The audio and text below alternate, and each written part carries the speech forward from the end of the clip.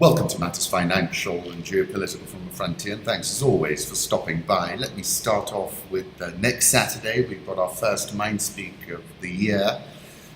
We're hosting Erik Solheim, who's the UNEP Executive Director, United Nations Environmental Programme.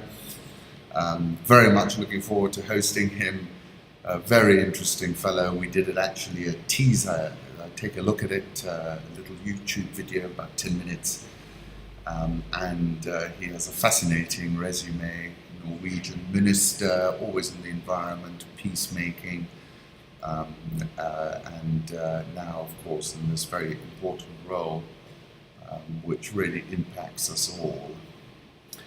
Macro thoughts: Dow Jones hit 26,000. Take a look at Rafi's chart. It's been rising in a straight line, and really quite extraordinary. US 10-year yields rise to their highest level since 2016, climbed to 2.6367%. The next level to watch is 2.6394%, which was last exceeded in 2014. Go back to September 2016 when I warned about this, and it was a little bit early, and I wrote a piece called Mirrors on the Ceiling, the Pink Champagne on Ice. A lot of risk calculations are based on the value at risk. Essentially, you overlay a volatility measure over the portfolio and you calculate how much money is on the line. Central banks have suppressed volatility via lashings and lashings of cheap money. Therefore, in real terms, investors are now holding bigger positions at these current artificially suppressed levels. And I was saying then, if volatility spikes, positions are going to be reduced en masse, or to put it another way, and to borrow the lyrics from the Eagles' Hotel California, mirrors on the ceiling, the pink champagne on ice. And she said, we are all just prisoners here of our own device. Last thing I remember, I was running for the door. I had to find the passage back to the place I was before. Relax, said the nightman, we are programmed to receive. You can check out any time you like, but you can never leave. Home thoughts. I found a quote which really struck me at the time. Even if I'm crushed into powder, I will embrace you with ashes, he wrote. The Pope reportedly married a couple on his flight, and he said to the couple, don't have your wedding rings so tight they torture you, but not so loose that they fall off. I must say I rate the Pope very highly. I think he's a very clear voice, and his moral compass is universal. I now take you to a writer called Jeet Thayil, who wrote a book called Necropolis, and in it he said, we're waiting for a glance or a word, some acknowledgement that we are here. And the world is on fire. Time is a bomb. 10,000 years are not enough when so much remains to be done. We visited Sirikoi Lodge some time ago, and this is a photograph of the road when we took a drive, and it took me back to Jack Kerouac, nothing behind me, everything ahead of me, as is ever so on the road. Came across an interesting article in Bloomberg Business Week about the return of fine dining. In this photograph, you see caviar served on egg custard at the office. Here, oysters at the office in Manhattan turn up in a whimsical conch shell. Both delicious. Yang Song designed a 60-meter curving hall, which Eliasson filled with a fluorescent light spectrum and shimmering fog that visitors tread their uncertain way through. And finally, final home thought, Klaus Tam's striking shot of an Andean condor soaring in front of brilliant blue glacier peaks. Political reflections, the destabilizer Trump's escalating threats against Iran, Patrick Coburn. The escalating American threats against Iran mean that the Iranians will be more vigorous in safeguarding their position in Iraq and Syria, said a former Iraqi minister who did not want his name published. He warned that senior officials, particularly those with a military background, will do everything short of war against Iran. They had convinced themselves that Iran's clerical government was weaker than was really the case. This is a disillusion many American governments have suffered from. They believe that they just have to kick the system and it will collapse, he said. The wishful thinking has been encouraged by the protests that have broken out in Iranian cities since 28 December. The Iranians are under the impression that others want to topple them, and this is understandable, said the Iraqi Prime Minister Haider al-Abadi in an interview in Baghdad last October. To protect themselves, they have to fight outside their borders. They generally do this through the use of proxies and skillful manipulation of local forces. If Mr. Trump does succeed, this is Patrick Coburn, in capsizing the Iran nuclear deal, the US may soon regret reigniting a series of conflicts likely to end badly for them. My conclusion is as simple as this. The Iran deal was Obama's signature foreign policy achievement that of itself makes it untenable in Trump's calculus. Taking back to something I wrote in October 2013, Barack Obama and Hassan Rouhani, the two Husseins, I wrote, then I said the recent rapprochement between President Obama and Iran's Hassan Rouhani has certainly snapped a losing sequence in US-Iran relations that goes all the way back to the Iranian Revolution in 1979 when Ayatollah Khamenei overthrew Mohammad Reza Pahlavi, the Shah of Iran. The Shah was the second and last monarch of the House of Pahlavi, otherwise known as the Peacock Throne. Hussein, Barack Hussein Obama, and Hassan Rouhani share the same name as the Prophet Muhammad's revered grandsons. Those who pursue the study of anthroponymy, personal names, especially in the Islamic world, probably view this as very fortuitous. I was wandering around the Hirshhorn Gallery in Washington last year and I came across this from the Chinese artist Ai Weiwei. What's in a name? A name is the first and final marker of individual rights, one fixed part of the ever-changing human world. A name is the most basic characteristic of our human rights. No matter how poor or how rich, all living people have a name, and it is endowed with good wishes, the expectant blessings of kindness and virtue. Hussein and Hassan are going to have to cut through a great deal of interference. That interference is now back, of course, in a big way. In this situation, there are powerful vested interests fully invested in the status quo. If the Pax Americana in the Middle East were a three-legged stool with the US the most important leg, then Israel and Saudi Arabia are the other two legs of that stool. Neither Riyadh nor Tel Aviv are aligned with President Obama's Iranian rapprochement. And Saudi Arabia in particular has become increasingly forthright and is even threatening its own pivot away from the US. Take a look at this. This is a photograph of that quotation, what's in a name. Vice President Pence heads to Jerusalem, which is the epicenter of the rift with the Palestinians.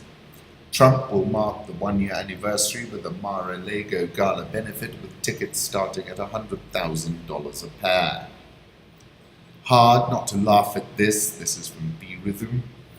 And indeed, Human Rights Watch says Trump is a disaster for human rights, fuels authoritarians. Sales of Trump properties suggestive of money laundering, says a researcher. Testimony to the US Congress by the head of a political research firm indicates that the Trump organization's sales of properties to Russian nationals may have involved money laundering. The top Democrat on the House Intelligence Committee said on Thursday. The panel released the transcript of a November 14 closed-door interview with Fusion GPS founder Glenn Simpson, whose firm hired a former British spy to research then-presidential candidate Donald Trump's campaign ties to Russians and produced a dossier. Those transcripts reveal serious allegations that the Trump organization may have engaged in money laundering with Russian nationals, Adam Schiff said. In his testimony, Simpson said that his firm closely examined sales of condominiums in Trump properties in New York, Miami, Panama City, and Toronto. There were a lot of real estate deals where you couldn't really tell who was buying the property, Simpson said, and sometimes properties would be bought and sold, and they would be bought for one price and sold for a loss shortly thereafter, and it really didn't make sense to us. We saw patterns of buying and selling that we thought were suggestive of money laundering. 7th of August 2017, when I took this subject on, I said all those sales where Trump proclaimed himself a genius because they were so off-market, i.e. above the market, we would all be incredulous, were essentially just that, incredible. I also said there is a prima facie case here and it's in plain sight. Any financial expert will tell you that President Trump's financial affairs are a smoking gun. Going back to Kenneth Roth of Human Rights Watch, he said politicians claiming to speak for the people built support by demonizing minorities, attacking human rights principles, and fueling distrust of democratic institutions. He also said in Africa, several abusive leaders, some with blood on their hands and fearing prosecution, invoked African nationalism to plot a mass exodus of their countries from the ICC. He says France was the most prominent turning point in 2017. And that goes back to something I wrote in December last year. Emmanuel Macron gives France back its mojo. I like this photograph of Sodium Sun, Reykjavik, Iceland. International markets, China has posted its first full year pickup in growth since 2010 as global trade accelerates. Currency markets, let's take a look. Euro dollar 122.66, dollar index 90.38, the yen strengthens 110.58, Swiss franc 0.9569, the pound 139.28, the Australian dollar 0.8032, India rupee 63.655, South Korean won 1065.46, Brazilian real 320.67, Egyptian pound 17.7175, and the South African rand, about which I've been very bullish last trading 12.10.43. I think we're going to cross 12, we're going to cross 11, and we're even going to get to 10. Because we're now pricing out a huge haircut related to President Zuma. Dollar yen, this chart is from Rafi. My target is 108. Dollar index continues to soften, 90.38 last, 88 remains the target. Bounces keep being sold. It's difficult to get bullish, but we might have to turn our view around if we see a further significant increase in US interest rates, at the long end in particular. Euro dollar, now this is an interesting story, 122.66, we've been rejected separately just around the 123 level and tumbled back down to like 122. A lot will hinge on weekend news out of Germany. Bitcoin, let's take a look at where that is, 11,655. So we've rebounded strongly from levels just below 10,000 seen earlier this week. I remain of the view that I'm no longer bullish Bitcoin. In fact, I'm bearish. I think, but I did say you'll get sharp, short covering rebounds. I think you sell into those. Here, we're in a little bit of no man's land. I also wrote about what I called the crypto avocado millennial economy. Have a read. And on the 27th of November last year, I said, Bitcoin, wow, what a ride. I was saying my investment thesis at the start of the year was that Bitcoin was going to get mainstreamed in 2017. I said it's mainstreamed beyond my wildest dreams, therefore I'm now sidelined. And I left everybody with a quote, life should not be a journey to the grave with the intention of arriving safely in a pretty and well-preserved body, but rather to skid in broadside in a cloud of smoke, thoroughly used up, totally worn out, and loudly proclaiming, wow, what a ride. Commodity markets, let's take a look at that. Gold last trading at 13.35. That had a good rebound. Brent taking a breather, down today Take a look at this chart. When I checked last, we were around $68.34 level. We hit my target of 70. I said I was out. I'm now sidelined and looking at it. Oil prices are high, rising, but the inflationary impact of FX-adjusted oil isn't so severe. Good news for central banks like the ECB, says Jamie at Reuters. There was a lot of selling in the middle of the night last night, someone unwinding a position. And we saw US crude drop more than $1, but it's now down 65 cents. Venezuelan hyperinflation explodes, soaring over 440,000%. Think about that. 8th of May last year, I said Nicolas Maduro's Venezuela is at a breaking point. That confirms it. Sub-Saharan Africa, UN envoys suggest Trump meet leaders in Ethiopia after shithole remark.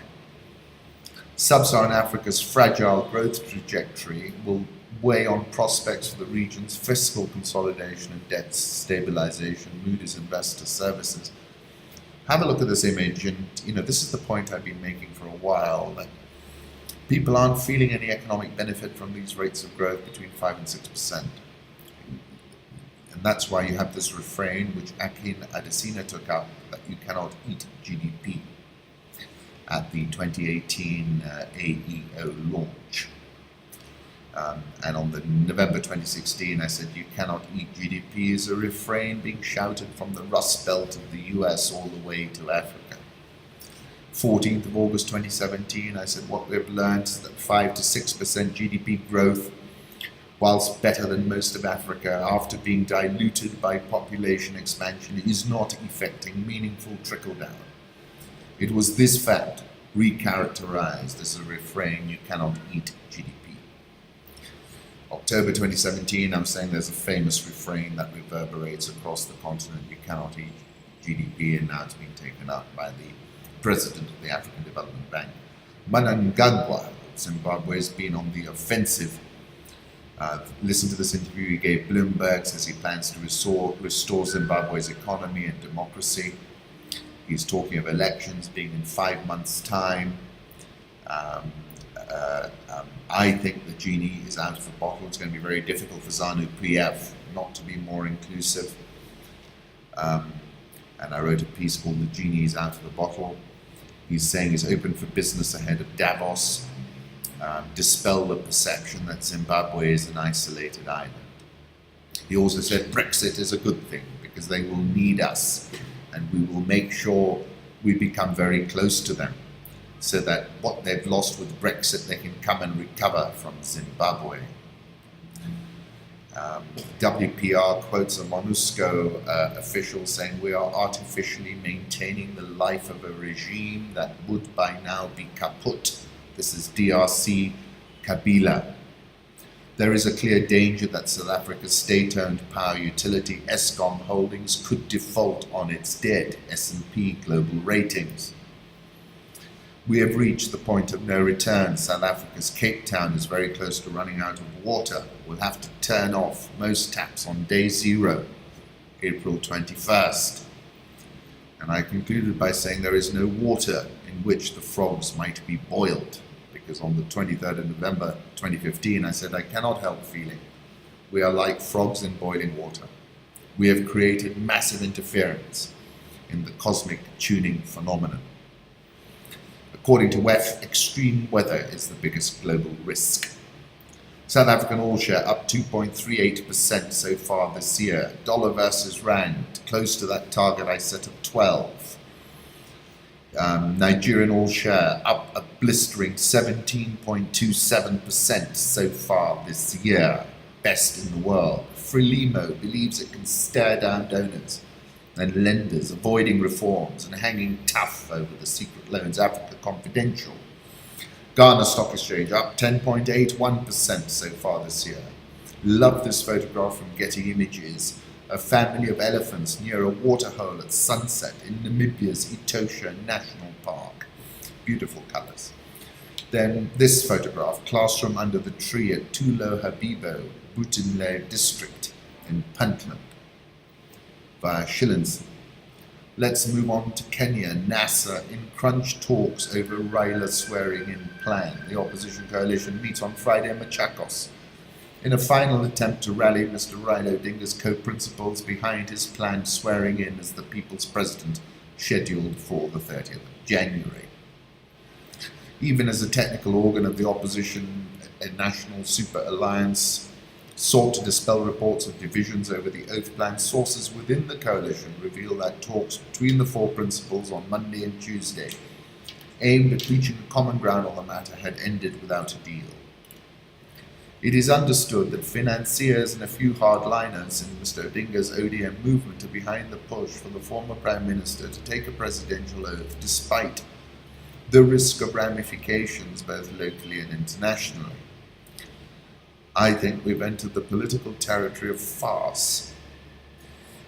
It is predictable, I said yesterday, and predicted that the government of Kenya will sell a Eurobond in the quantum of $1.5 to $2 billion in short order. But essentially we're kicking the can down the road. This is a real problem. We have to see a tapering in the debt to GDP. The AFDB, who really warned, said continued high public consumption expenditure keeps the budget deficit at close to 10% of GDP, while the expected maturity of public debt could lead to debt distress. Safaricom firmed 0.86% yesterday to close at a fresh record of 29.25. It surged a blistering 9.345% so far this year.